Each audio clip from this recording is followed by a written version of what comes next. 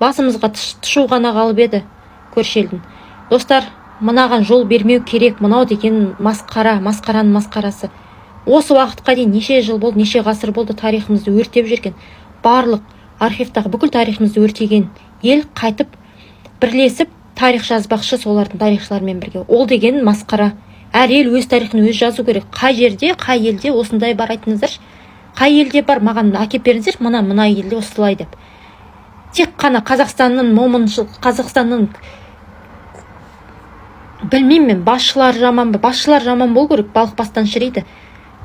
Түбірімен, тамырымен көзін құрту керек барлығын.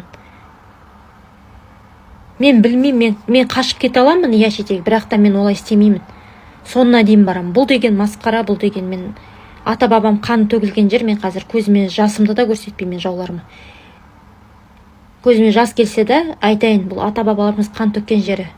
Ата-бабаларымыз осы жерді бізге ертең тып-тыныш, бай, табиғаты бай, қазба байлығы бай жерде тып-тыныш, сен теспеде, мен теспе деп отырған елміз. Мынау не сұмдық, неге бұл басымызға шығып баратыр? Үндемей отыра береміз ба осылай? Бұл деген масқараның масқарасы, мен басқаша айта алмаймын.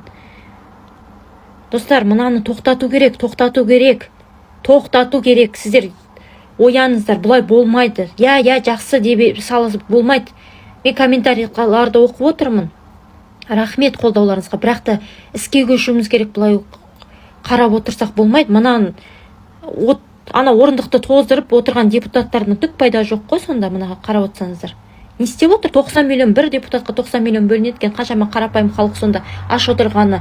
Осы оңбаған депутаттардың ұйықтап қайтады ана жерде отырып. Ана орындықты тоздырып. Ана столды тоздырып, қолдарын бүйтіп қойып, столды тоздырып қайтып отқан депутаттардың пайдасы бар ма? Ана Швейцариядағында жасау керек. Алып тастау керек, бізге ел басшы ғана керек. Есі дұрыс, халықтың қамын ойлайтын ел басшы ғана керек. Мынандай сұмдықты мен бірінші рет көріп тұрмын. Тарихты қай атаның баласы тарихты басқа елге жаздыртып қойды. Өртеп жүрген біздің тарихымызды бұлар. Неге бұларға сіздер жол беріп жатсыздар? Қарсы шығамын, иә, сонына дейін қарсы шығамын.